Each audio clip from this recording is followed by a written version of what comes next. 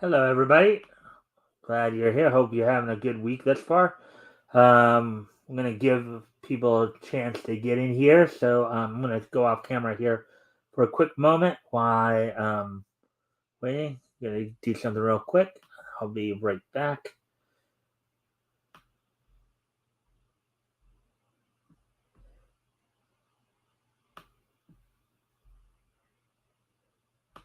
Put the music on while we wait.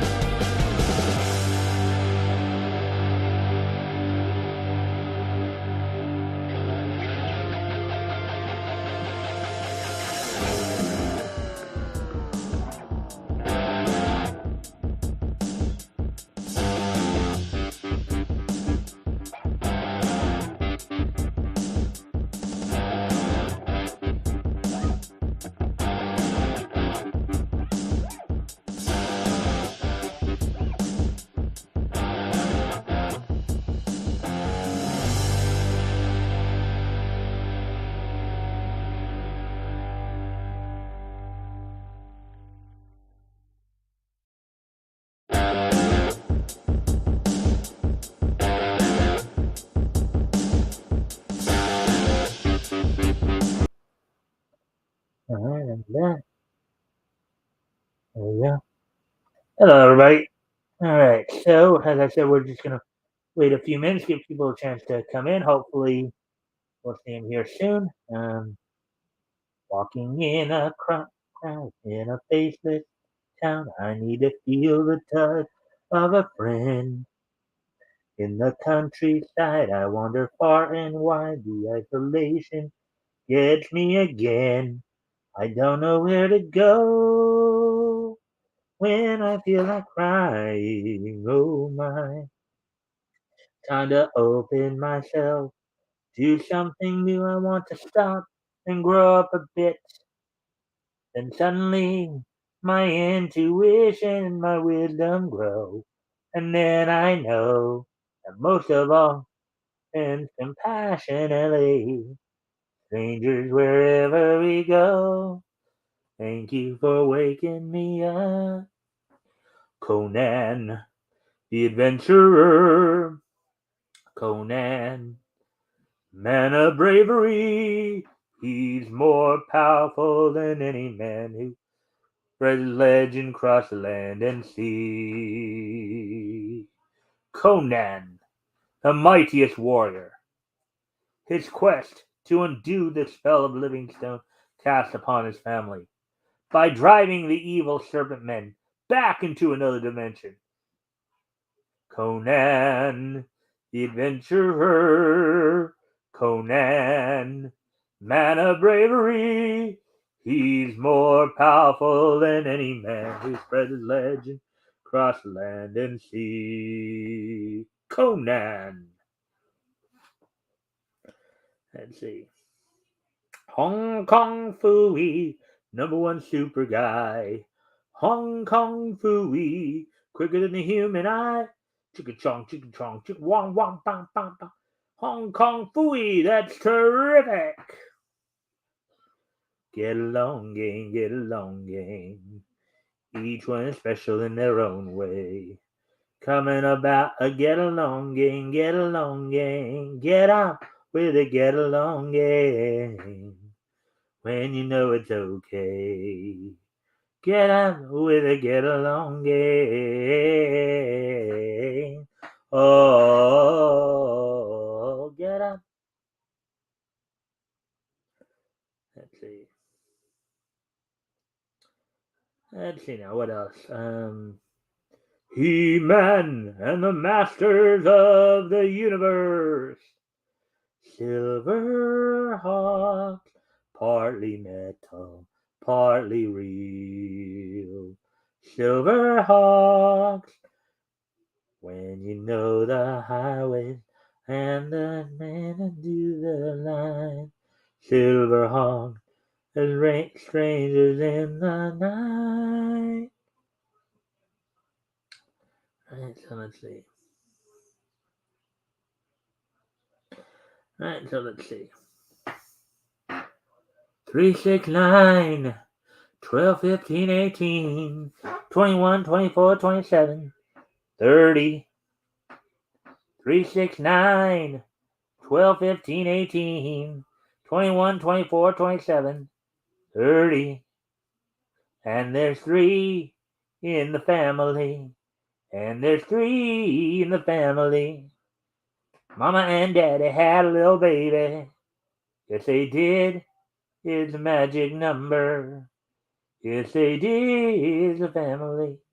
All right. So, anyways, we're at 8-minute mark now. So, I guess I'll go over what's on tap for tonight. As we have 7 stories we're going to go over tonight, including, got all of them from CBR.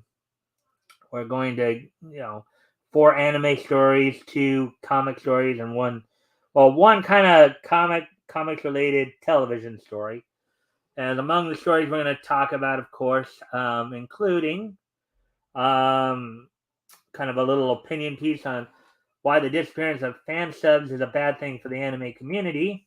A little comparative study of an anime going on right now, Raven of the Inner Palace, being compared to the story of Sayun Koku. Also, the director of Kuroko's basketball anime talks about, Shinsuke Tada talks about why studios use 3D animation. We also have, so there's apparently going to be no season 2 for Cyberpunk Edge Runners. We also have a little profile piece on some variant covers being done by Marvel Comics, and also some cover information about a Darkwing Duck comic book being done by Dynamite Entertainment, and Geiger, the Image comic series Geiger, is being adapted for television. Plus, we have the wrestling roundup and This Day in Each History. So, without any further ado, why don't we go ahead and get ready to get started here? Hopefully people come in soon to catch what we talk about here.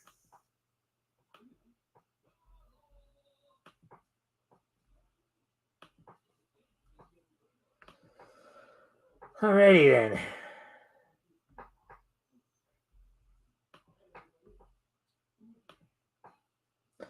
And of course, as always, if anything catches your attention, feel free to comment on it or ask questions. And if you do ask questions, I'll do my best to answer them to the best of my ability. Anyways, without any further ado, let's get started on this first story. Why the disappearance of fan subs is a bad thing for the anime community. Anyone who grew up with anime from the late 90s to the mid 2000s remembers an era where anime streaming was completely fan driven. Article by Paige Valanson, published a day ago. Right. Anyone who grew up with anime from the late 90s to the mid 2000s remembers an era when anime streaming was completely fan driven. This was the era of fan subbing, which, as the term suggests, was a time when fans translated anime completely free of charge. These days, most animes are picked up for streaming by big companies like Crunchyroll and Netflix. Fan translations for other forms of media still exist, especially with scanlations of manga and games. It is becoming increasingly rare to find fan subs of new anime series. Here's why this is such a big loss for the anime community. Unique translation notes. Japanese can be a tricky language, and there are certain terms that are near impossible to properly translate to English. This is where translation notes come in. Yeah. They're the little notes that explain the meaning behind terms like senpai, oni-chan, and yokai. Oftentimes, they'll be displayed at the top in parentheses, giving a textbook definition of the terms. Occasionally, the translation notes are used too liberally, going so far as to use notes on words that very clearly have an English equivalent, like the now mimetic keikaku means plan.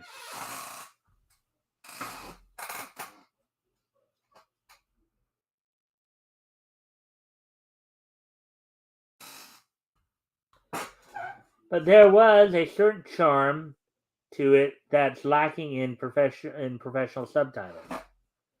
The notes weren't always there for informational purposes. Sometimes the translators would insert a comment or a joke, something that still gets carried over in fan translations for manga now.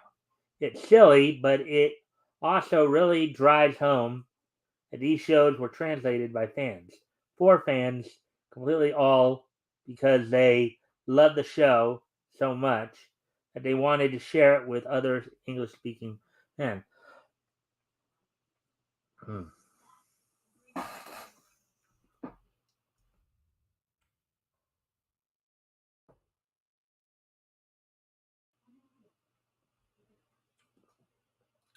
Translating opening and ending themes. I need to step away from the computer for a moment. I'll be right back. I hope you guys are all still here.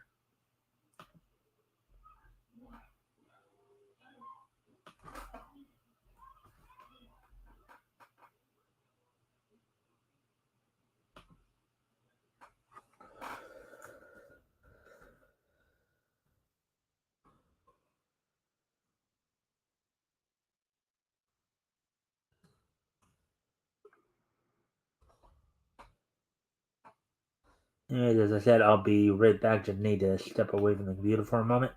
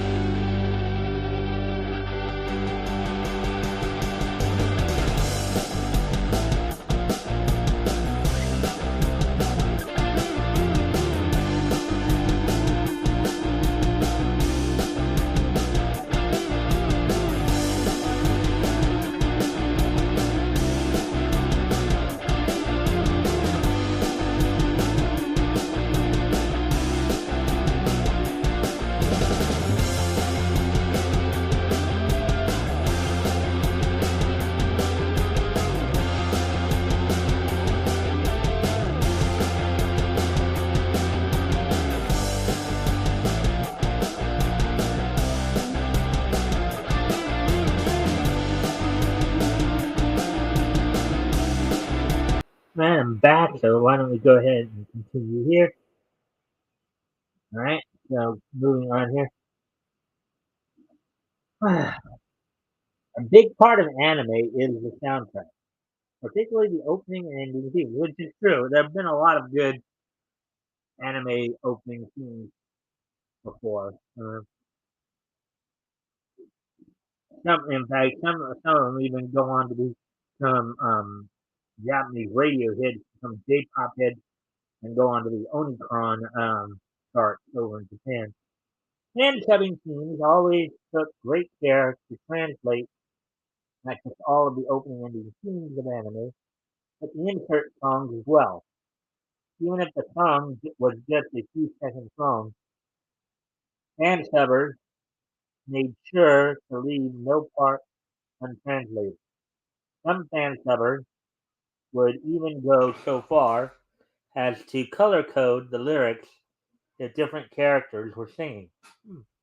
Wow, that sounds like quite a effort they put in there.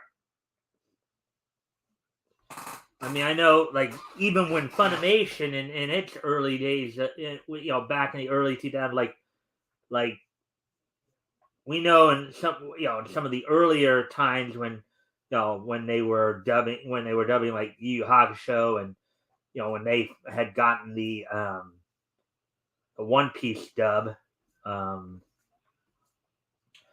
they would actually, and even some of the earlier Dragon Ball dubs as well, they would translate the songs as well. So these days, it's very rare for official subtitles to go out their way to translate opening and ending themes outside of official home video releases. The chances of them translating insert songs are even slimmer. However, this isn't due to inherent laziness, rather, how strict copyright laws for music have gotten. Yes, that's right. Companies now need to purchase the rights to translate songs featured in anime.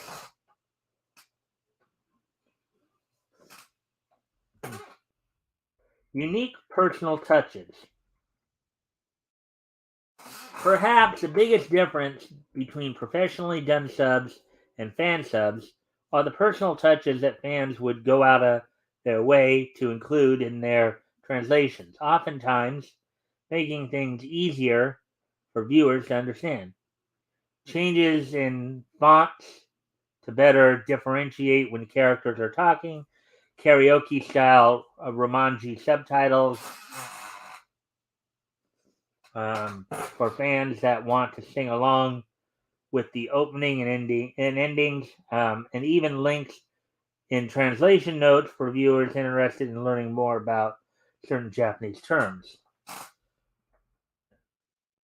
Now, of course, I'm thinking more of the English dub translations, how they would, for the dubs, they would do the translations of the lyrics for the dub songs as well. Um, what I'm talking about. Official subtitles can never capture the kind of charm that fan subtitles had. And this is because fans had more freedom in the way that they chose to translate. They were doing it free of charge to benefit the greater anime community with no strict guidelines to follow. When fan subs seem While subs seem to have become a thing of the past, fan translations are something that likely will continue to exist even as copyright laws continue to get stricter. So that does sound like a very interesting article there. Interesting situation. Hmm. Anyways, getting ready to move on to say if anybody's joined us yet. Nope.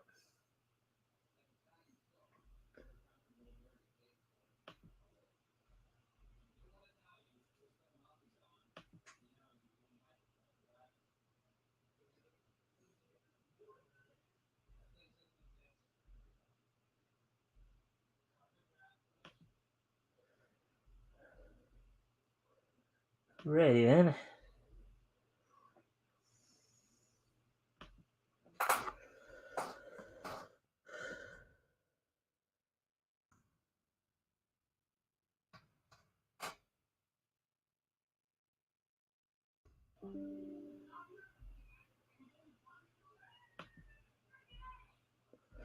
All right, as we get ready to continue to move on here, heading on to the next article here. Viewers intrigued by, okay, so the next article we're going to look at here. Viewers intrigued by Raven of the Inner Palace should watch the story Sayun Koku. Now, I've seen the story of Sayun Koku. That's a nice little anime story there. Kind of a little break from most of the other genres. It's more of a historical anime style, but it's still pretty cool. But if they're comparing this newer one, Raven of the Inner Palace, to that, I myself might have to check that one out. Raven of the Inner Palace at some point. Viewers who are loving Raven of the Inner Palace should check out the story of Sayun Koku, a fellow historical drama anime. Article by Jonathan Greeno, published 1 day ago.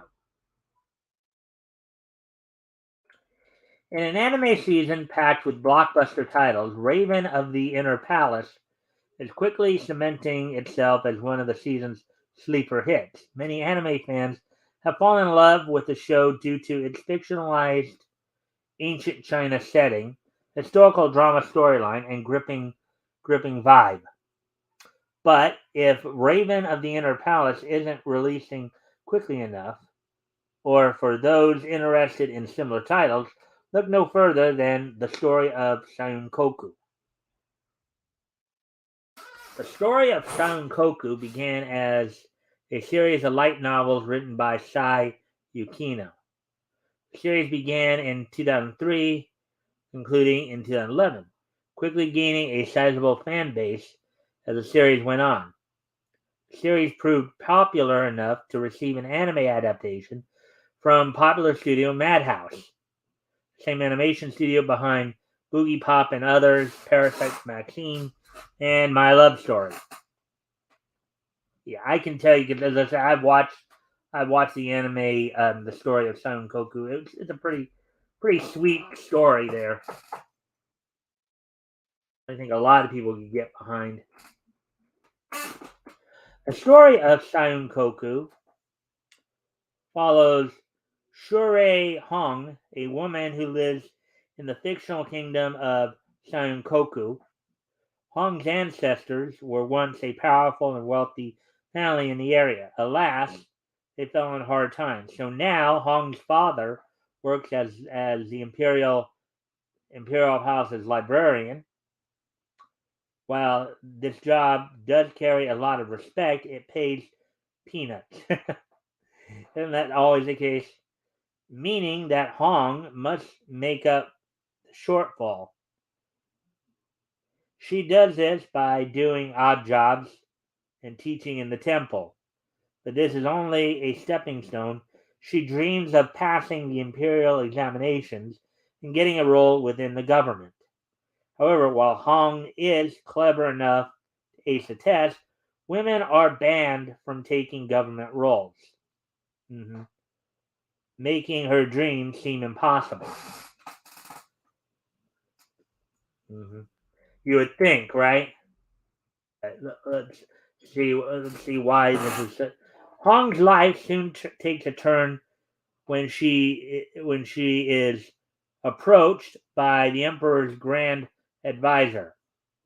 The advisor makes Hong an intriguing, albeit strange, offer. He invites her to become the emperor's consort for 6 months.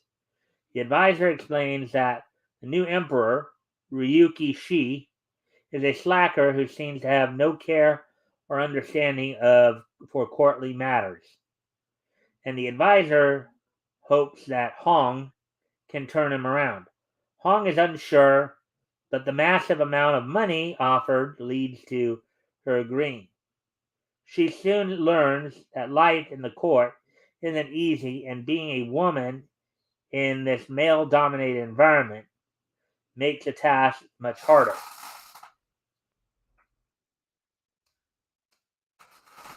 Why will Raven of the Inner Palace fans love the story of Sayun Koku?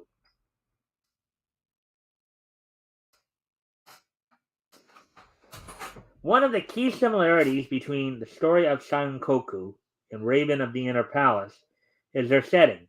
While both take place in fictional kingdoms, these kingdoms are clearly inspired by historical China.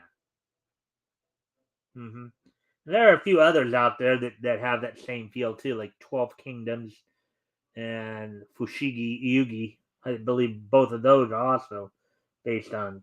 I don't know if those are fictional Chinese kingdoms or fictional Japanese kingdoms, but from fashion, architecture, culture, and even government systems. In fact, for those unfamiliar with Chinese history and missed the locations' names, you could easily believe that both stories were historical dramas set in real life historical China.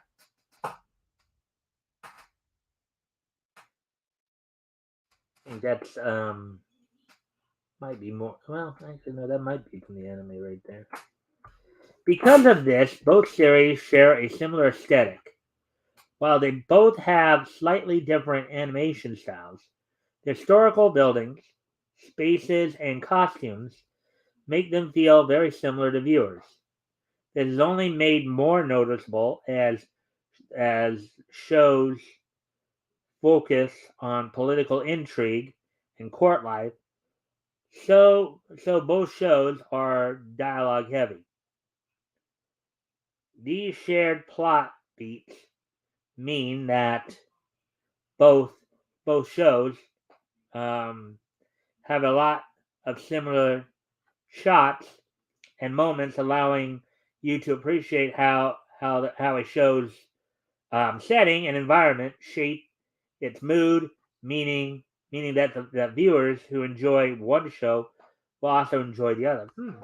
Sounds like a show I may want to check out because I saw see for here they're suggesting those who are watching Raven of the Inner Palace right now check out Story of Sion. Well, I've seen the Story of Sion Koku, so reading this may make me even think about checking out Raven of the Inner Palace.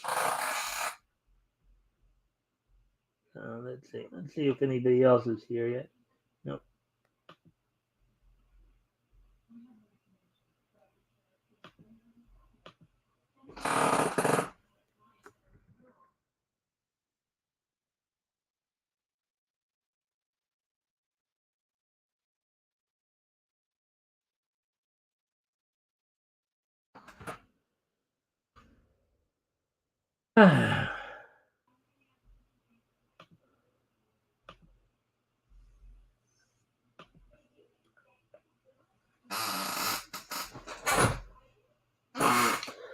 Okay, and now here's moving on with the story here.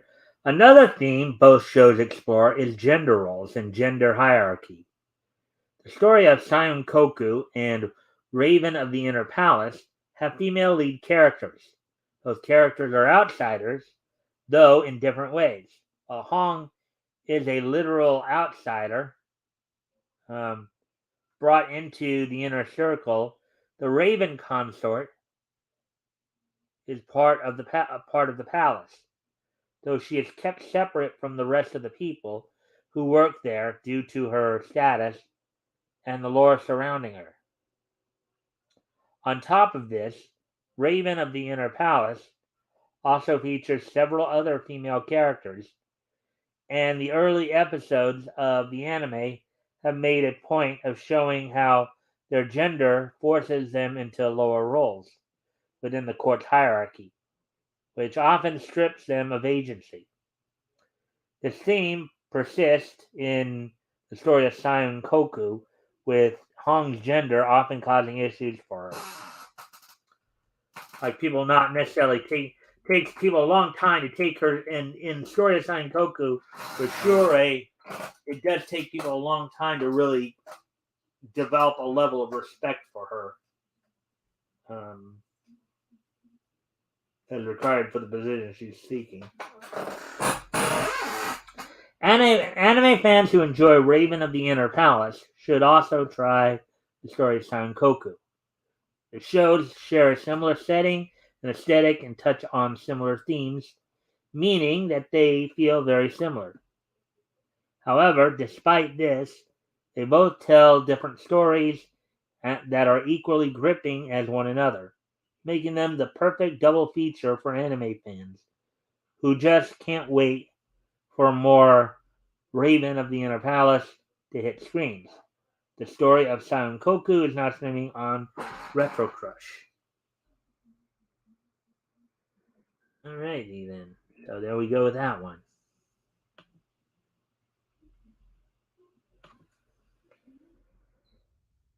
And as always, guys, if anything catches your attention, feel free to comment on it or ask on, and I will do my best to answer any questions that you may have.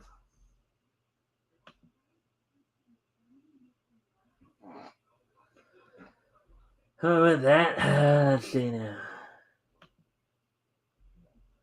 Well, moving on to the next anime, next article here. Kuroko's basketball anime director reveals why studios use 3D animation. Shunsuke Tada, director of the popular sports anime Kuroko's Basketball, or Black's Basketball, um, explains why anime studios often opt to use CG, computer graphics, I guess, over 2D animation. Article by Renee Senza Timur, published 11 hours ago.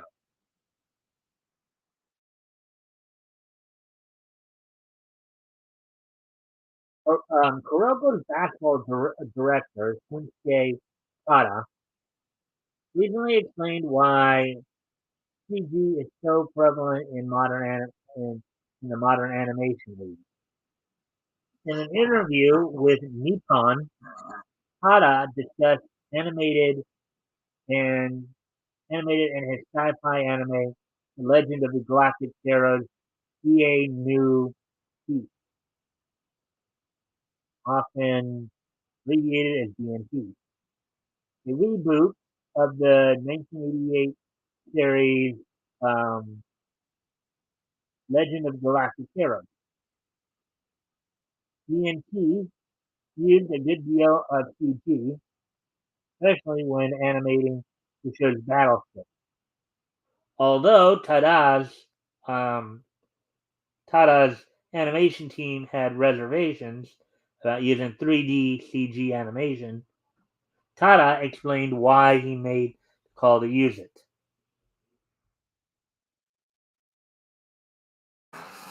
It's in brackets here, 3D CG, unparenthesed there. Um, Actually, a more efficient process than hand drawing, unquote, Tada said. Quote, the bar that's set for quality and the standards we have to meet are just so high nowadays that hand drawing isn't feasible in terms of time or budget. While 3D CG takes a lot of time in the pre production phase, the process is ultimately faster. A 3D CG cut will cost quite a bit of money. But there's the thing. You can reuse them. The upfront costs are enormous, but being able to reuse cuts ultimately works out cheaper than having to pay X amount of yen every time. Every time. Still, there is no denying that the initial pre-production phase of DNT is very time and resource intensive. Unquote.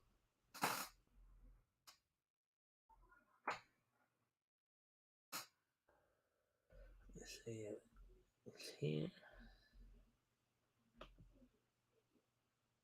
Oh, we do have a third person here. Hello. If you can like and share the stream, see if we can get some more friendly people in here, that'd be appreciated. I hope you're enjoying the content thus far. Anyways, um, go ahead and get back to the article then. While Tada's choice to use CG animation ultimately means less work for his animation staff, As the director mentioned, this typically means a more difficult pre-production stage. Due to the use of 3D CG, and because Tada wanted DNT to have a quote live action Star Wars type of look and a cell animation look, unquote, while using a different animation method, it took over a year for the staff to decide on DNT's style. Tada also encountered some resistance from members of the animation team that wanted to give up on 3D CG animation.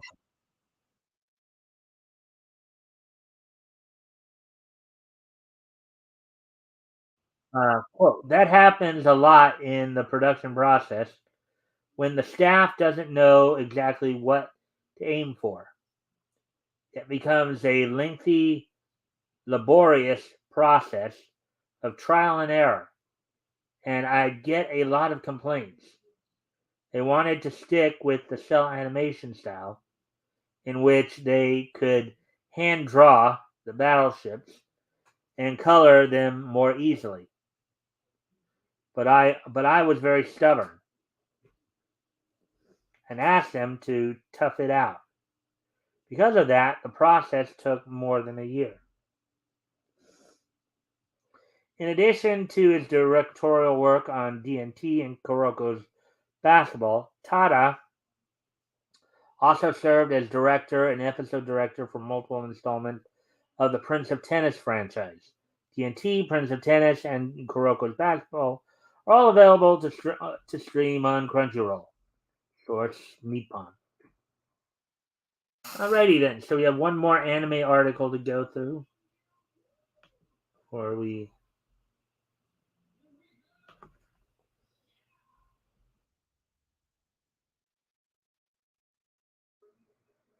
Here's the last anime article we're going to go through right now. See if there's any. Ah, we have four. Hello. Hope you guys are having a good evening this far, and if you can like and share this thing, see if we can get some more friendly people in here. We appreciate it. Hope you guys are enjoying the content here. As we shall get ready to continue on then. And if you guys have anything here grabs your attention, if you want to comment or ask questions about it, feel free to do so. I'll try my best to answer the questions to the best of my ability about this stuff. So anyways, as we now um, as we now move on to the fourth article, the last anime article of the evening, Cyberpunk Edge Runners bosses say there is no season 2. Game developer CD Projekt Red reveals it has no intention to make a Cyberpunk Edge Runners Season 2, despite the success and love for the first. Article by Julia Anderson, published 10 hours ago.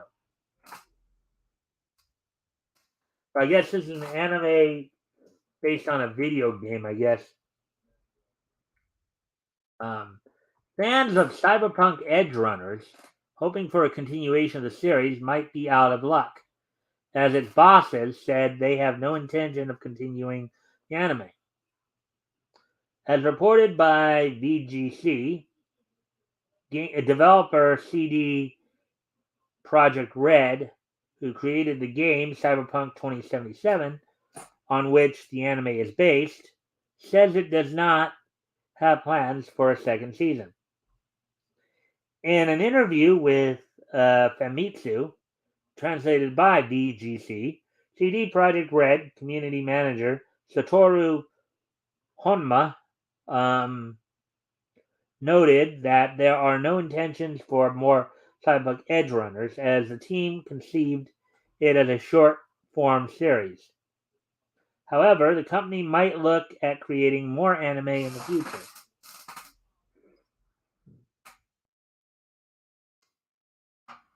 See if you guys are saying anything.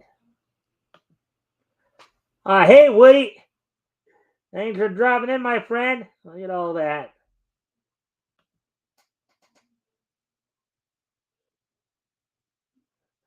All those emojis. Thank you guys for the likes and shares. Anyways, continuing on with the article here. Quote, I personally would like to continue to work with Japanese studios to produce more anime in the future, partly because we have received very good feedback, unquote. Honma said. Quote, however, just to be clear, Cyberpunk Edge Runners was planned as a standalone work. So there's no such thing as, quote, in smaller quotes, we're actually working on season 2 in the background, unquote. Even if we could make more anime in the future, I don't know if it would be season 2 or something completely different, unquote. So the thing is, they never had any intention of making season 2. So, you know, Netflix's latest anime became a major success for the streamer, sitting on its top 10 global watches for a month after its release. Its level of popularity seemingly caused a massive resurgence in players for Cyberpunk 2077. Shortly after Edge Runners came out, Cyberpunk 2077 beat The Witcher 3 Wild Hunt record for most concurrent players on Steam. The feat garnered significant attention due to Cyberpunk 2077's infamously rocky release nearly 2 years prior.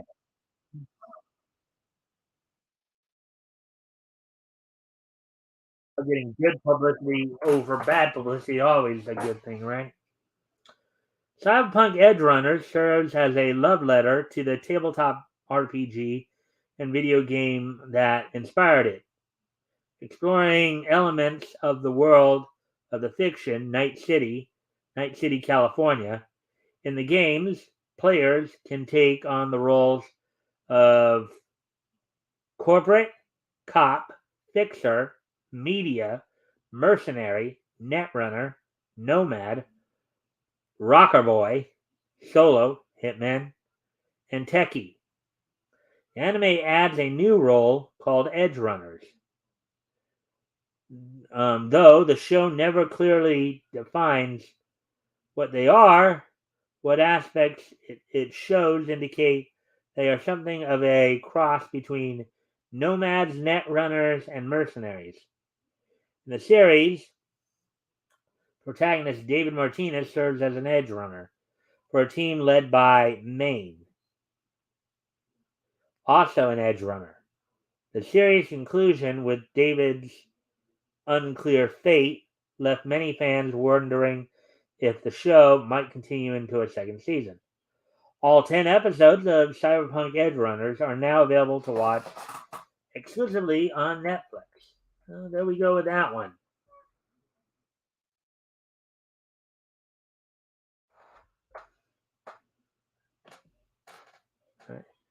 Oh, Woody, you have some more to say? Hey, Mike. Hey, Woody. Needs more cops? Well, maybe.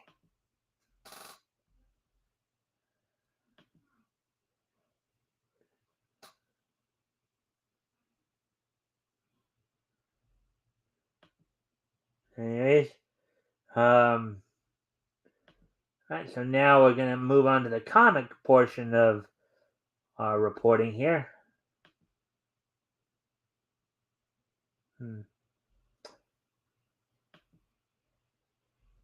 Got a couple of comic stories to go over here.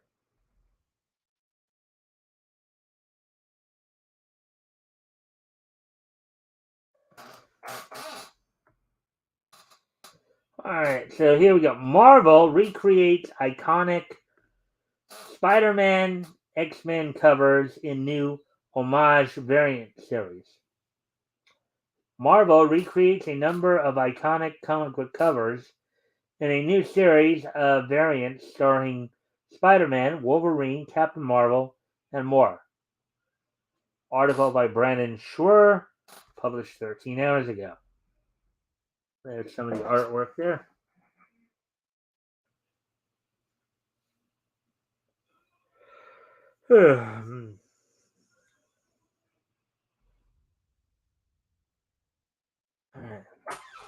Marvel is recreating a number of iconic comic book covers in a new series of homage variants, starring Spider Man, X Men, and many other recognizable characters.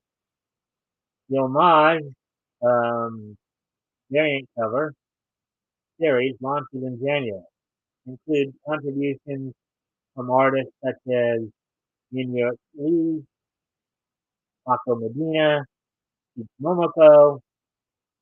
There's that name again. I love that name. It's kind of a redundant name because Momoko is the Japanese word for peach. So she's basically calling herself Peach Peach. Rob Liefeld, and many more. Oh, from Elektra rocking her new Daredevil costume, as she faces off against Bullseye in Frank Cho's version of Frank Miller's historic Daredevil number 181, to John Romita Jr.'s take on his father's groundbreaking, in small quotes, Spider-Man No More cover, to Laniel Francis Hughes' mutant spin on Star Wars number 1. These are the covers etched into every comic fan's brain. And now they can see them reborn in fantastic new ways, unquote, the publisher said of the series. So here are some of the, we've got 18 images here, so here are some of those,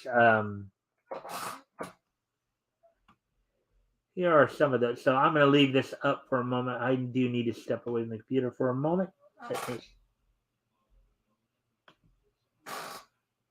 Don't know how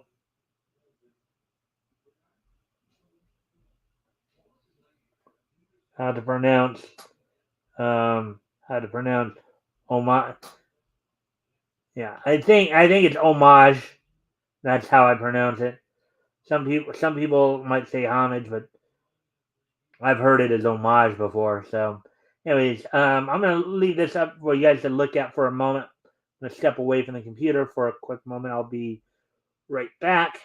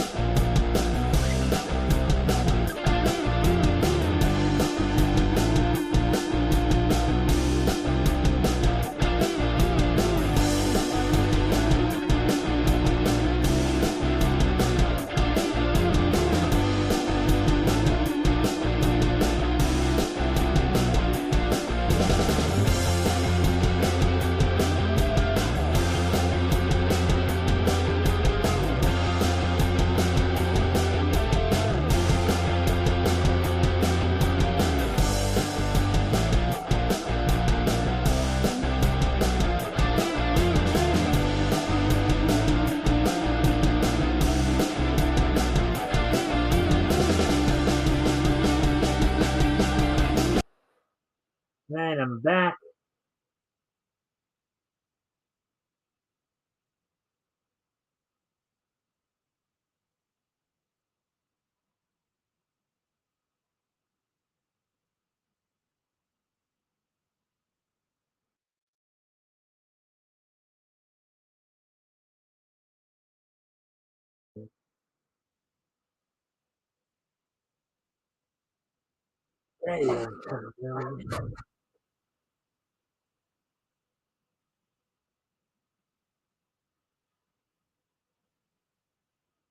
Alright, so with that, let's go ahead and continue on with the article here then.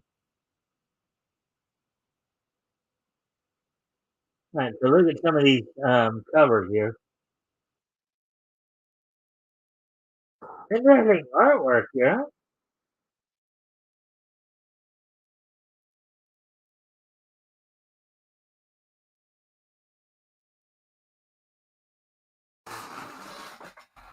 Alright, so the series begins on January 24th, 2023, with variants for Avengers number 64 by Lee, inspired by 1964's Avengers number 4.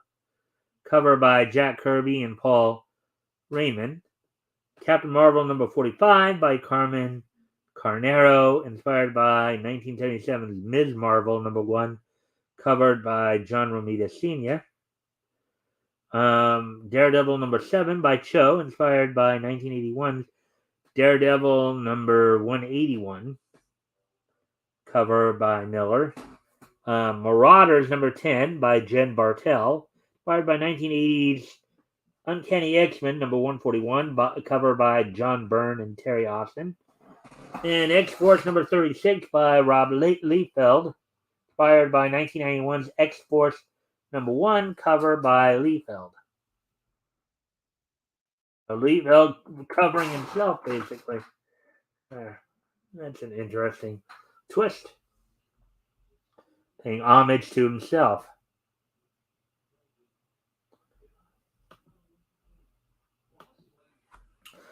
On January 11th, 2023, the publisher will release variants for Amazing Spider-Man number 17 by Romita Jr., inspired by 1967's Amazing Spider-Man number 50, cover by Romita Sr., Stan Goldberg, and Sam Rosen. Black Panther number 13 by Medina, inspired by 1966's Fantastic Four number 52, cover by Kirby, Goldberg, and Artie Simek. Ghost Rider number 10 by Phil Noto, inspired by 1972's Marvel Spotlight number 5, cover by Mike Plug. Miles Morales Spider-Man number 2 by Stephanie Hans, inspired by 1990's Spider-Man number 1, cover by Todd McFarlane. Monica Rambeau Photon number 2 by Momoko, inspired by 1982's Amazing Spider-Man annual number 16, cover by Romita Jr. and Romita Sr. Moon Knight number 19 by David Nakayama, inspired by 1980's Moon Knight number 1, cover by Bill Sienkiewicz. And Wolverine number 29 by Adi Granov, inspired by 1982's Wolverine number 1, cover by Miller. Guess it's Frank Miller talking about there. See if you guys are saying anything right now.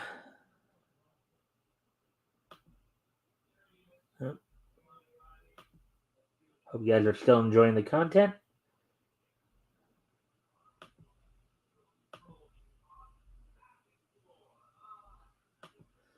Variant covers within the series releasing on January 18th, 2023 include Avengers Forever number 13 by Pepe Larraz, inspired by 1968's Avengers number 57, cover by John Buscema and George Klein. Immortal X-Men number 10 by Leinil Francis Yu, inspired by 1977's Star Wars number 1, cover by Howard Chaykin. Invincible Iron Man #2 by Esad Ribic, inspired by 1979's Iron Man #126, cover by Romita Jr. and Bob Layton. Strange #10 by Iban Coelho, inspired by 1968's Doctor Strange #169, cover by Dan Adkins. And Venom #45 by John Taylor Christopher, inspired by 1993's Amazing Spider-Man #375, cover by Mark Bagley. Rounding out the series on January 25th, 2023 is a variant of Amazing Spider-Man #18 by Ryan Stegman, inspired by 1971's Amazing Spider-Man #100, cover by Romita Sr. and Frank Giacoia. More Marvel homage variants are coming soon.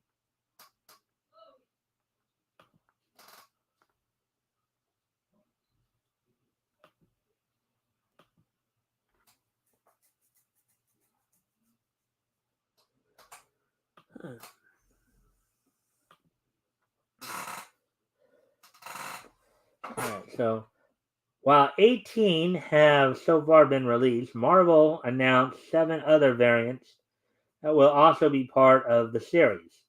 Captain America Sentinel of Liberty, coming January 4th, 2023, by Scotty Young, inspired by 1968's Captain America #109 cover by Kirby and Sid Shores. Fantastic Four #3, coming January 4th, 2023, by Phil Jimenez, inspired by 1966's Fantastic Four #48, cover by Kirby, Goldberg, and Joe Sinnott. Gold Goblin #3, coming January 4th, 2023, by J. Scott Campbell, inspired by 1966's Amazing Spider-Man #39, cover by Romita Sr. Scarlet Witch #1, coming January 4th, 2023, by Adam Hughes, inspired by 1990 West Coast Avengers #62, cover by Paul Ryan.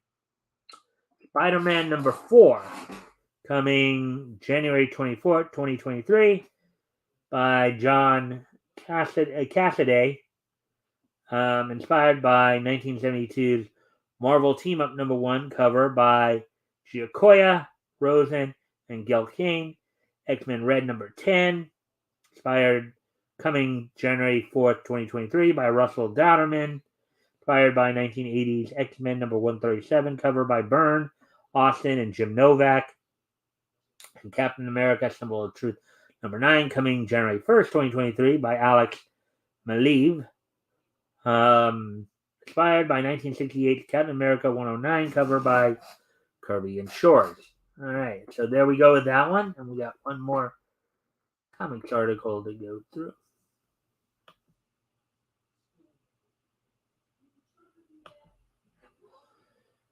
Anyways.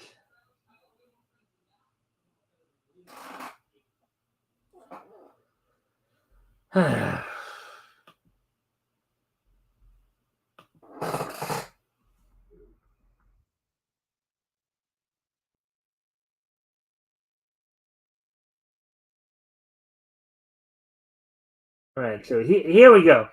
Now, for those of you who probably saw this cartoon, back in the late 80s, early 90s, I saw it, Darkwing Duck. So I guess now they've got a comic book adaptation coming out here. So Disney's Darkwing Duck recruits Nakayama and Dolfo for stunning first issue covers.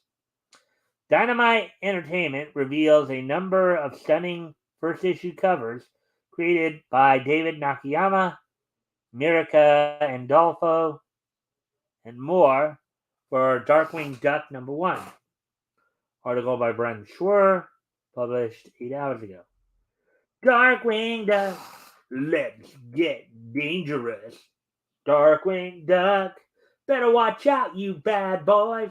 Darkwing Duck. I'm sure y'all remember some of the characters like Goslin and Launchpad McQuack, and some of the villains including Bushroot, Liquidator, Crackerjack, Negaduck. Um,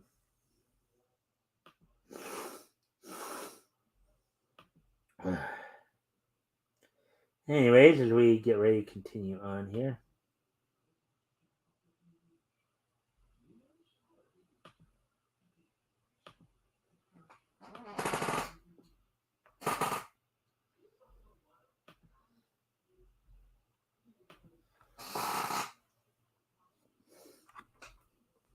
All right, so here we go.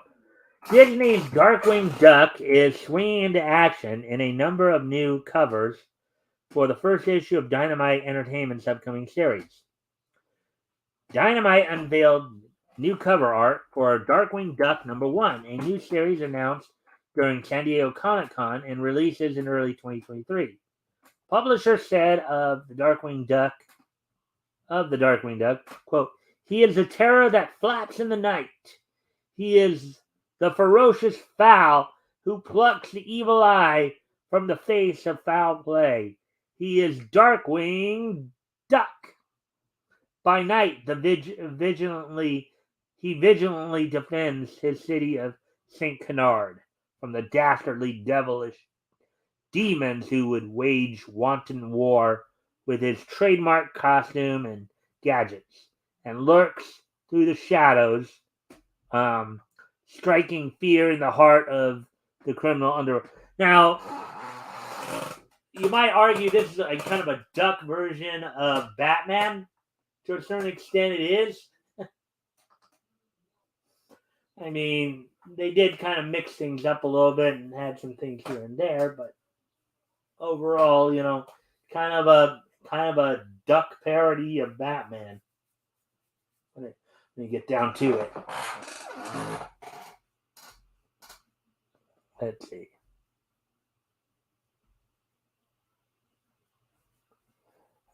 By day, he's known as the mild-mannered Drake Mallard, father to his adorable adopted daughter, Goslin.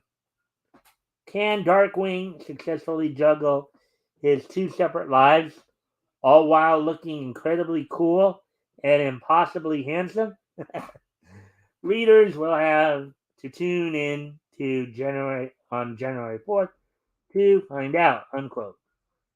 And here are some of those covers right here. Darkwing Duck. Darkwing Duck.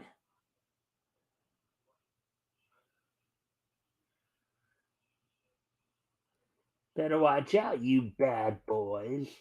Darkwing Duck.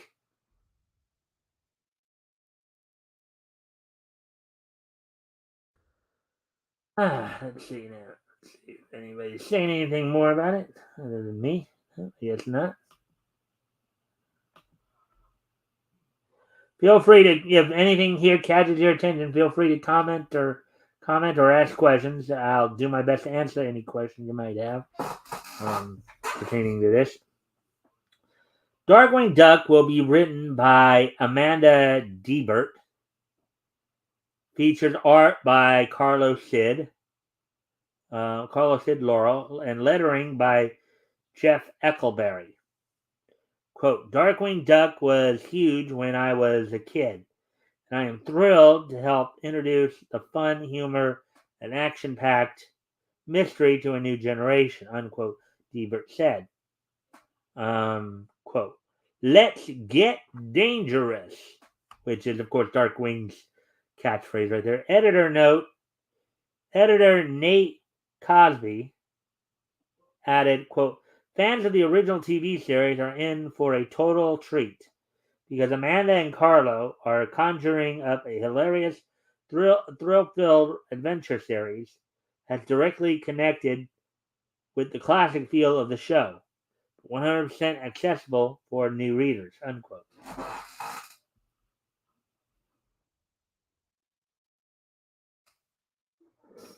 Dynamite assembles A-list talent for Darkwing Duck #1 covers. David Nakayama's cover shows the titular Darkwing Duck, also known as Drake Mallard, standing atop a gargoyle while dressed for a night of superhero antics. Again, as I said, kind of a duck parody of Batman, basically. Let's see. Marika Andolfo's cover, meanwhile, sees Drake embracing his inner Dark Knight with a very Batman-like pose. What did I tell you? Artwork from Leslie Leatrix Lee, or Lyrics Lee, shows Darkwing Duck utilizing his grappling hook, with additional covers come from Trish Forstner, My Little Pony and Transformers, Jacob Edgar, Death to the Army of Darkness, Laurel and George Kumbadi's Dark Crisis, The Deadly Green. So here are some of the pictures that they're pointing out here. Darkwing Duck, let's get dangerous. Darkwing Duck, better watch out, you bad boys. Darkwing Duck.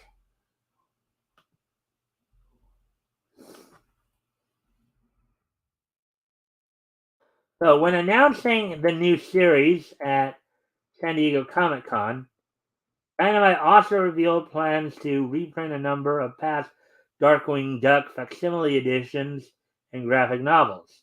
Quote, the hard-to-find 1991 limited series released by Disney Comics with contributions by John Blair Moore and others will soon be accessible again to fans and collectors of classic Disney comics, published said at the time.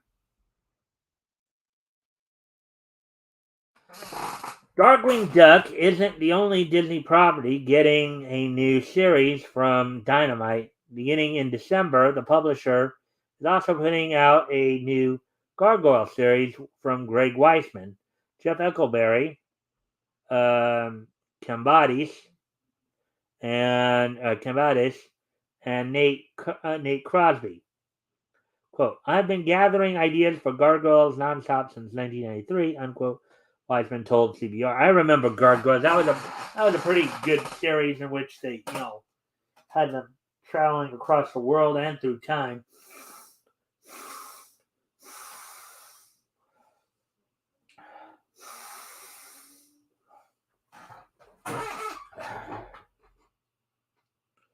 Weisman told CBR in a recent interview regarding the series, quote, so yes, some of these were ideas from way back in the day.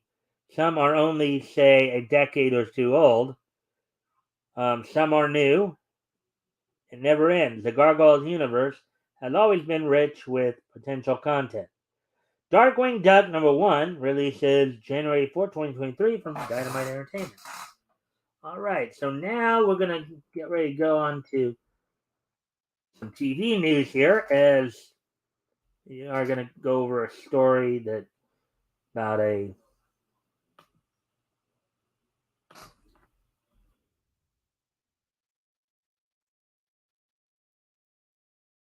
we may actually have two things to go over, so that's kind of nice. This is the first article, but I'm going to step away from the computer for a quick moment. I'll be right back. I'll leave some music on. And, right back.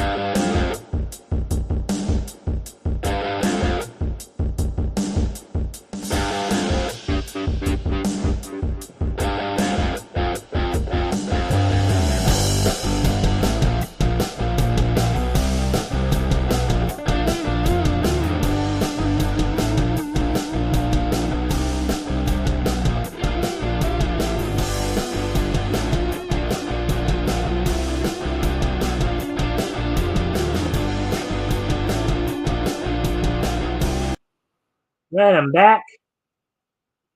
So we get ready to move on to the next article here. And I just saw there was another one that I'll probably do about talking about the life Death Note series as well. Anyways, this was originally going to be the um, last article, but it's now the second to the last because what I just saw when I came on to the. So Geiger, Jeff Johns, and Gary Frank's post-apocalyptic image series heads to TV. Writer Jeff Johns and artist Gary Frank's image comic series Geiger headed to TV from Paramount and Dear White People filmmaker Justin Sidney. Oh boy. Oh boy. Anyway, article by Haley Rose Leon, published 5 hours ago.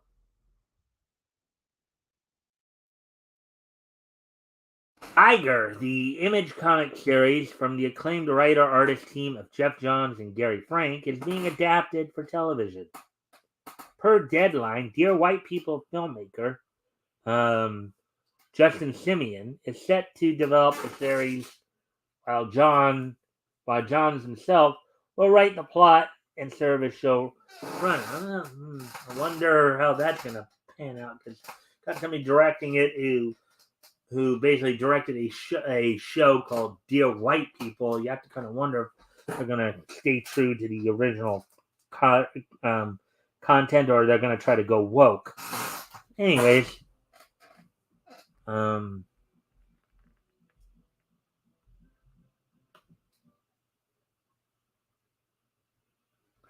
right, so continuing on with the article here. Let's see. Johns will also executive produce alongside Frank and Jamie Heraklinos, who serves as VP of Development for John's Mad Ghost Productions. Simeon and Kyle Lorson will executive produce as well. I got 3 or 4 executive producers right there. That's going to be interesting. The post-apocalyptic tale, which also features colors by Brad Anderson and letters by Rob Lee, is set around 2050, in the years after a nuclear disaster. The story follows a man named Tarek Geiger, who somehow survived and thrived in the wake of the atomic bomb's detonation, as he works to protect the fallout shelter where his family took refuge 20 years prior. The project, which served as Johns and Frank's first creator-owned series, debuted in April 2021. Geiger is an Image Comics hit. Geiger has, I guess, like the Geiger counter, I guess. Geiger has, by all accounts, been a success for Image. The series' first issue sold out in record time ahead of its release, prompting a second printing. The degree of support is humbling and hugely exciting, unquote. Frank commented at the time. Johns and Frank also teamed up again for a Geiger spin-off series titled Junkyard Joe, which debuted on October 5th. Following the character originally introduced in a backup story from Geiger #1, the offshoot is a prequel to the post-apocalyptic future of the main series. Wow.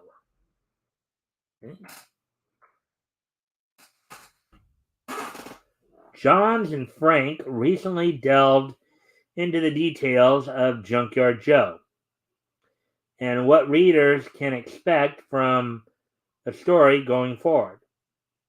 Quote, the story takes us from the jungles of Vietnam in 1972 to the wintry days of Melody Hills, Indiana in the present, unquote, revealed Johns, while Frank added some insight into the series' overall themes. Quote, the story ultimately deals with trauma and finding a place afterwards, he said. Quote, not a geographical place, but more the struggle to find a home or family. In issue two, we meet the rest of the cast who are in various ways also trying to find or perhaps rediscover that that. I love these characters so much already. They arrive fully formed in the script. I felt like I'm just tracing over their outlines.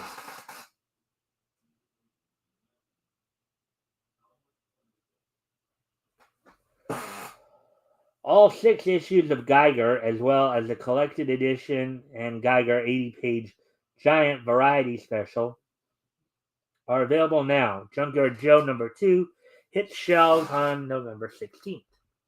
Okay, so let's see. Let's see if we got any. Oh,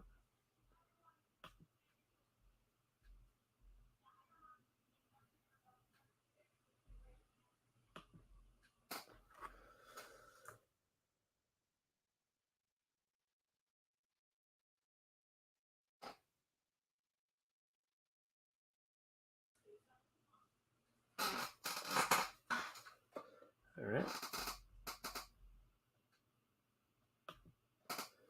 All right, so let's get ready to move on to the next article in here, which will be the last article of the night.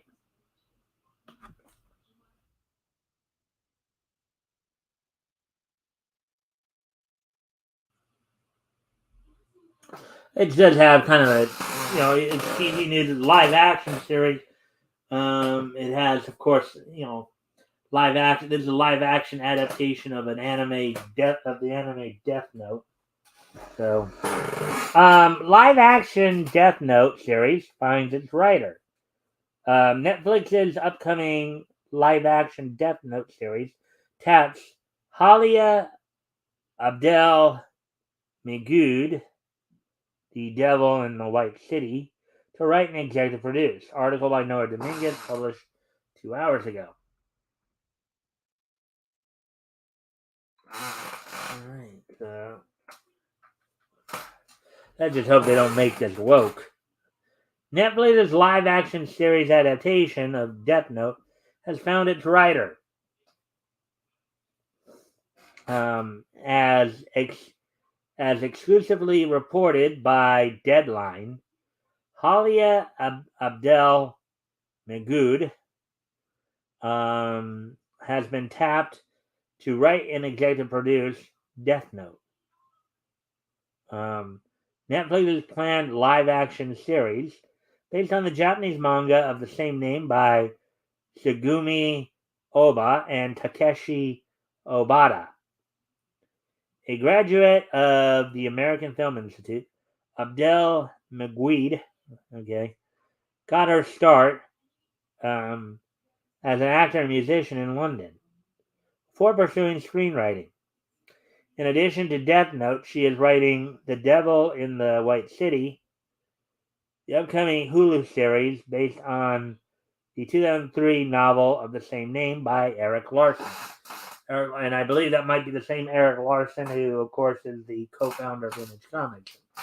It's spelled the same, name spelled the same anyways. According to Deadline, Abdel Maguid is a quote-unquote longtime fan of the original Death Note manga, as well as the anime adaptation. She also speaks fluent Japanese and even lived in Tokyo for a time. This past July, it came to light that a live-action Death Note series was in the works at Upside Down Pictures, the new production company formed by Matt and Ross Duffer, create, creators of the hit Netflix series Stranger Things. Death Note is one of multiple Upside Down projects currently in the works at Netflix as part of the Duffer Brothers' overall deal with Steven Giant. On that note, Abdel Maguid also writing is also a writing consultant an Upside Down and Netflix's planned series adaptation of Stephen King and Peter Straub's Talisman. What's up, people? Here's the trailer for it, I guess.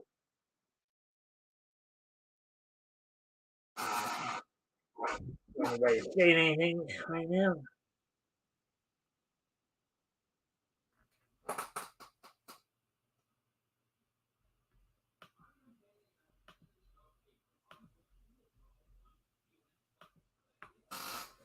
Death Note tells the story of Light Yagami, a polite and intelligent but cynical and narcissistic teenager who happens upon the Death Note, a notebook belonging to the Shinigami, i.e., God of Death, known as Ryuk. Light discovers that he can kill anyone by simply writing their name in the notebook while thinking of their face. Wow, don't we all just wish we had something like that? That's quite a bit of power to have, isn't it? If I have a person's image in my head, and I happen to have one of these books, and I write their name in the book, I can basically kill them. You know, interesting thing to say, huh?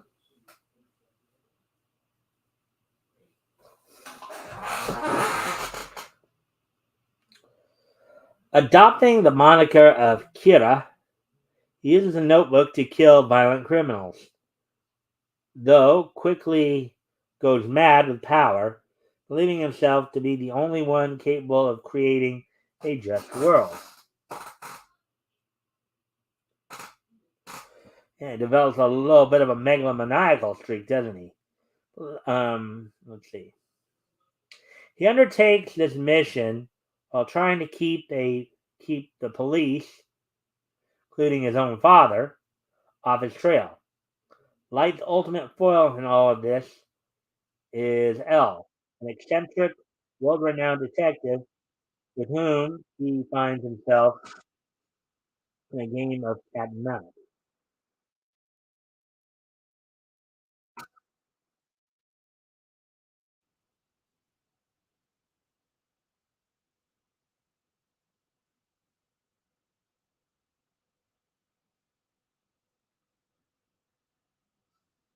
See, Kagumi Oba and Takeshi Obata's original Death Note manga was initially serialized from 2003 to 2006 with 108 total chapters being collected in 12 Tankobon volumes. So basically 9 chapters a volume, I guess.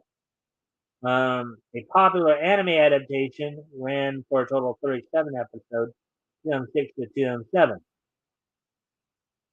with the English broadcast taking place from 2007 to 2008, which of course was for a while on Adult Swim, for a while there. The English dub was done by Ocean Studios. I know that. I remember Light, the guy who provided Light's English voice was Brad Swale, who's of course known for his work as Nightcrawler on X-Men Evolution. Ryuk was Alessandro Giuliani, who was Gambit in X-Men Evolution. Uh, let's see now. Okay. That being said, Upside Down and Netflix's upcoming series is not the first time Death Note has been given the live action treatment. A live action film adaptation of the manga, simply titled Death Note, released in theaters in Japan in June 2006, 4 months before the anime premiered in the following October. A sequel to the live action film Death Note 2, The Last Name, hit the big screen in Japan just another month after that, in November 2006. A live action spin off film titled L Changed the World, subsequently released in early 2008. Years before the Duffer Brothers entered the picture, Netflix itself released a live-action film adaptation of Death Note in 2017. The project was controversial due in no small part to its re-imaging of Light Yagami as an American teenager named Light Turner. That being said, Netflix planned live-action Death Note series is said to be wholly original take on the property with no connection to the 2017 film. Could that all? Well, let's see. Well, I don't know if that also means that they're not going to be truthful, to be true to the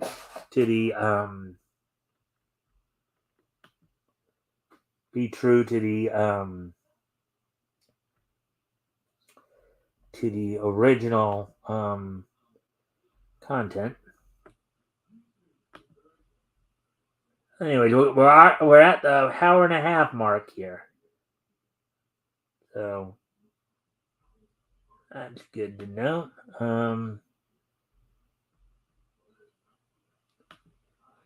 So let's see.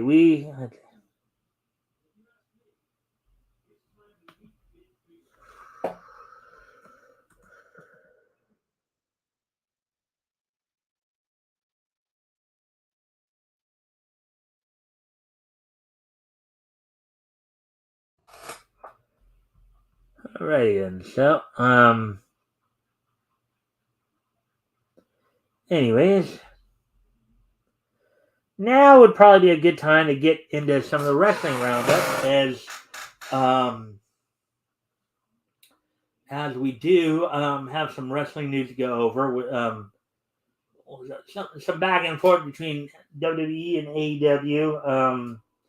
Of course, last night AEW kind of had the night off because of the fact they had a scheduling conflict, which made them have Dynamite on Tuesday. But we have at least an update on Adam Page's situation. So first out, let's go over some of the WWE news that came out. So apparently, Triple H, Shawn Michaels, and Road Dogg were all very disappointed they were not able to have Billy Gunn join them for DX's 25th anniversary special on Raw. Not this past Monday, but the week before during Raw's season premiere. Now, Billy Gunn right now, of course, is working for AEW, and even though in the past AEW has allowed its wrestlers to make some cameo appearances via video screen for the WWE for certain occasions like this. As of recently, though, their relationship has soured due to, of course, AEW accusing WWE of contract tampering. Tampering with talent contract, trying to lure talent that's still under contract with AEW from AEW um, to the WWE. Now, mind you, we've heard in the last couple of weeks here, a couple of guys have since re-signed with the WWE, or re-signed with AEW. John Moxley just signed a 5-year extension taken to 2027. And then just, I think it was yesterday or the day before, we reported that Chris Jericho signed an extension to 2025. So Chris Jericho is kind of enjoying a resurgence in his career, being the leader of the Jericho Appreciation Society. But yeah, so they were a little disappointed that they were not able to bring Philly back. Um, Hunter and Sean in particular, of course, have been running on um, since Hunter's taking over roles of main creative on Raw. As of course WWE is continuing to work its way towards Crown Jewel in November here. As we talked about earlier this week, matches signed thus far for Crown Jewel include Roman Reigns defending the undisputed Universal World Heavyweight title against Logan Paul. Now, apparently, now Ronda Rousey believes that they should allow Logan Paul to beat Roman Reigns for the title at Crown Jewel. A lot of people think that's a crazy idea. That's why she's telling not booking. Her reasoning though was, with the Paul's, widespread popularity, mainstream popularity, they might be able to elevate the title more, and really feed into a potential rivalry between Reigns and Paul there. Granted, though, there's been a lot of talk that WWE is planning on keeping title on Reigns possibly till next year's WrestleMania, where where they're thinking about having him take on The Rock. Also signed for Crown Jewel, of course, as just announced, Brock Lesnar looks like he'll be taking on Bobby Lashley in a match there as well. So that feud is, as Brock, of course, is going to look to regain some revenge against Bobby Lashley from his loss earlier in the year. Other rivalries we're looking at as yet any more matches to be signed include Judgment Day and OC rivalry going on Raw right now. There's also talk about Charlotte Flair's possible return opponent when she comes back from her kayfabe arm injury. That thinking about putting Charlotte in a program with Bayley. That seems to be going around as well. Let's see, and let's see. We did talk about NXT yesterday. So, let's see. Anything else I can think of in terms of WWE news? For now, that's all I believe I have on the WWE side of it. Now, AEW. Now, apparently, we also heard that Billy Gunn was also disappointed that he was not able to rejoin them. But now, you have to understand, though, Billy Gunn's involved in a major angle right now with current AEW World Tag Team Champions, The Acclaimed, where he's basically serving as their mentor, their coach, what have you.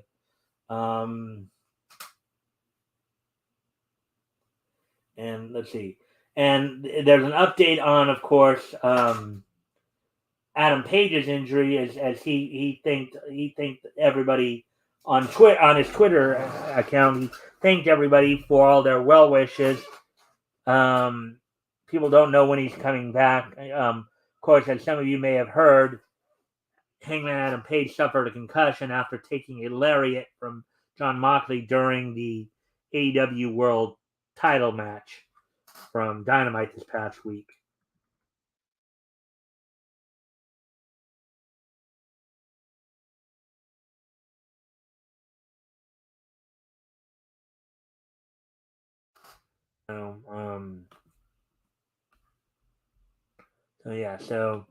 And also there's some controversy that started up this past week as well. There have been some talk that maybe some of the higher ups at AEW. So AEW has a couple of enhancement shows that they do on YouTube. AEW Dark Elevation, AEW Dark. And during their Elevation program, they had a women's match between Athena and Jody Threat, in which the two really went at it.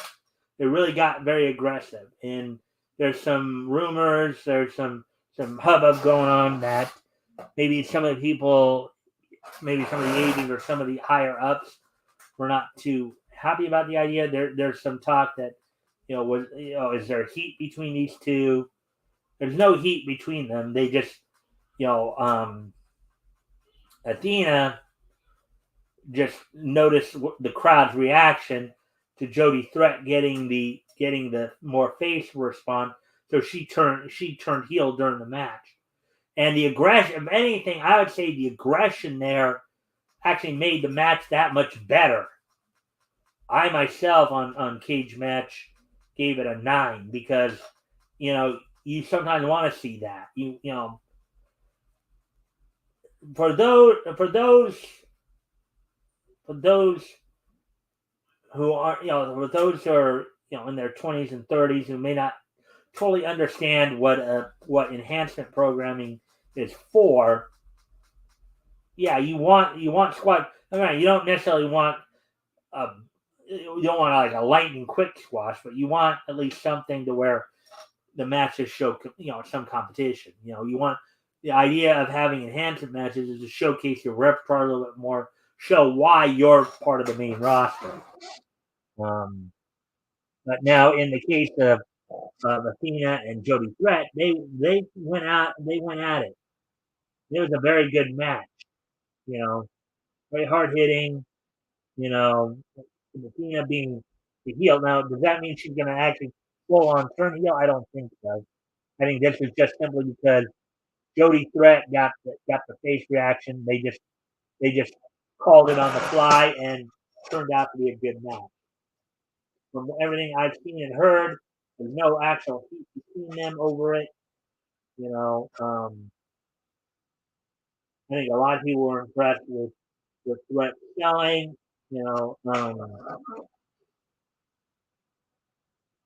So yeah. So and anyway, as announced at Dynamite the other night,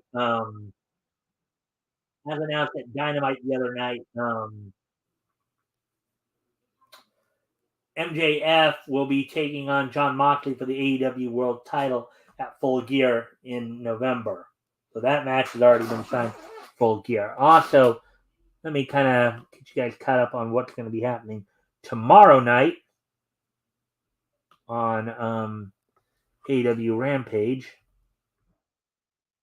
I do know one of the matches main event is going to have Hook defending the FTW title against Ari Daivari, who recently tried to buy the title from him, and when that didn't work, now he's going to try to take it from him. Let's see what else. And tomorrow night's Rampage, of course, is going to be live on TNT from Daly's Place in Jacksonville, Florida. Also on the night starting up, the Acclaimed will be defending the AEW World Tag Team title against the Varsity Athletes in a title versus trademark match. Now, recently, Smart Mark Sterling got the trademark to the whole scissors thing that the Acclaimed would. He somehow finagled his way into getting the trademark for that, which means that he legally owns the trademark for the scissors. He's getting into this where he's like trademarking, but like the varsity, he basically took the varsity term from Varsity Blondes and named his team the Varsity Athletes, trademarked that to where nobody else can use it. So this is a title version. So if the Varsity Athletes, as they're calling themselves, Tony Nese and Josh Woods they win the AEW World Tag Team titles and get to retain the trademark for the scissors. If the Acclaimed win, then they get the trademark back. They get to use the scissors hand sign again. Also, you have in other action aside from the two matches we talked about, you have Penelope Ford taking on Willow Nightingale, which should promise to be a very good women's match. You just have to hope that they'll be given the time to make it a good women's match.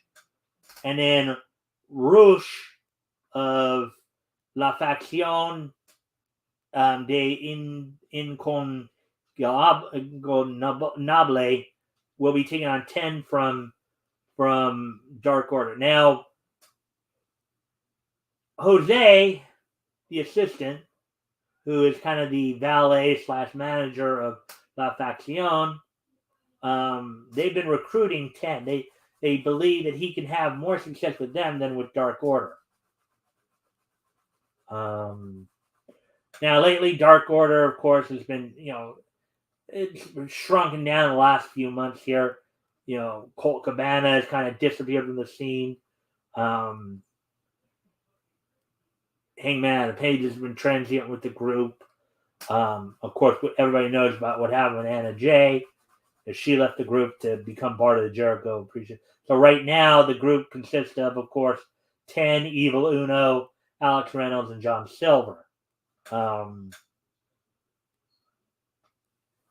And now, of course, La Facción de Incondicionable is hoping to steal 10 away from them. If Rush wins, 10 has to join La Facción. If 10 wins, La Facción can never bother him again about joining them. So it's going to be a very interesting match. Men are pretty much even down in size. So it's going to be a good match, to say the least. That's what's happening on on Rampage tomorrow night. Is they're continuing to prepare for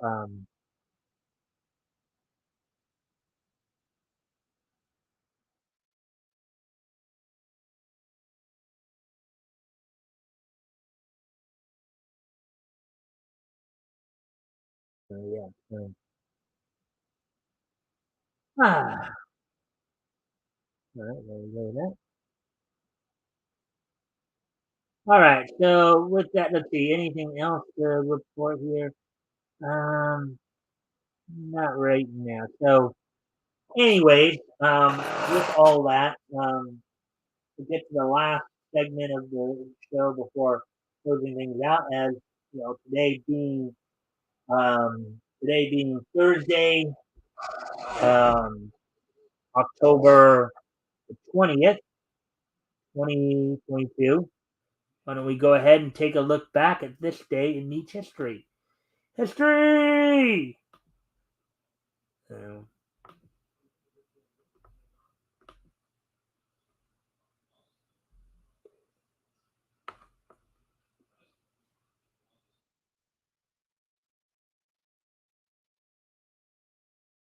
all right, so with all that, let's go ahead and take a look at this.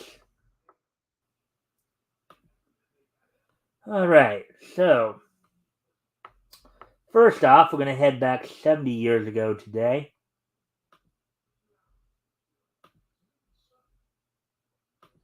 And on this date, 70 years ago today, back in 1952, the 90th issue of Suzy Comics, which of course started out as Top Notch Comics, and then for 3 issues was Laugh Comics, and became Suzy Comics.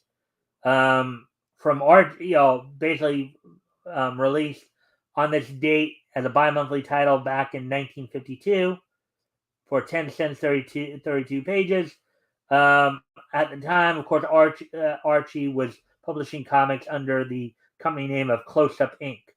So on this date back in 1952, 70 years ago today, the 90th issue of Suzy Comics went on sale from Archie Comics, known then as Close Up Inc.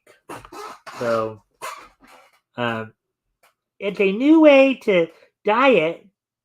I discovered, Freddie, as soon as it hits 1:15, I stop eating.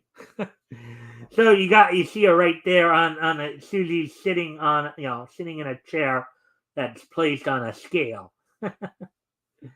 That's funny and interesting to say the least. Anyways, as we prepare to move on to the next piece in each history.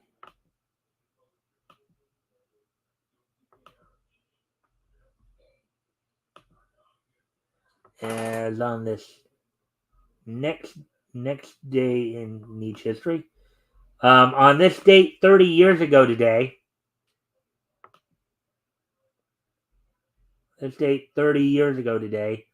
um, broadcaster and voice actor Jackson Weaver passed away at the age of 72. Now, Jackson Weaver, of course, had a more of a radio career, but one of the other things that he was also known for is that he was the original voice of Smokey Bear, from the 1969 Smokey Bear show. Now this is also the same character that would tell us over the years, only you can prevent forest fires. So on this date, 30 years ago today, Jackson Weaver, the voice of Smokey the Bear, passed away at the age of 72.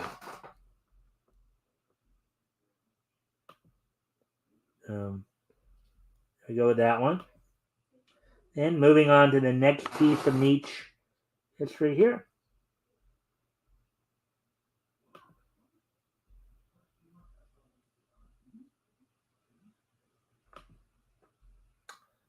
On this date 10 years ago today, from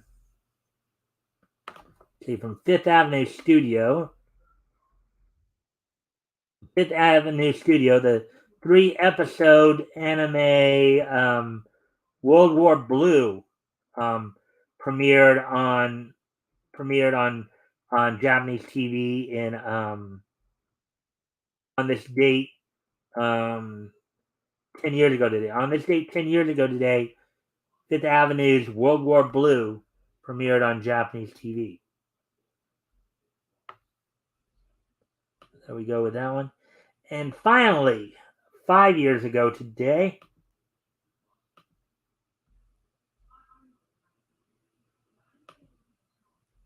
the world of professional wrestling lost an individual by the name of Stan Kowalski. Stan Kowalski was a wrestler in the Midwest region of the country. Worked a lot for AWA and some of the other territories throughout the Midwest, including worked a lot around.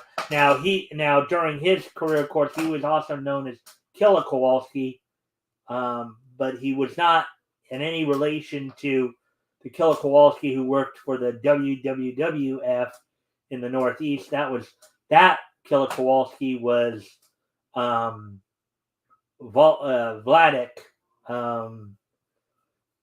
Kowalski. So on this date, 5 years ago today, Stan Killer Kowalski passed away at the age of 91. He was a 2-time AWA World Tag Team Champion, once with Tiny Mills and once with Bob Geigel. So he started in 1948, retired in 1975. So there we go with that one. Woody might remember seeing him long, long time ago.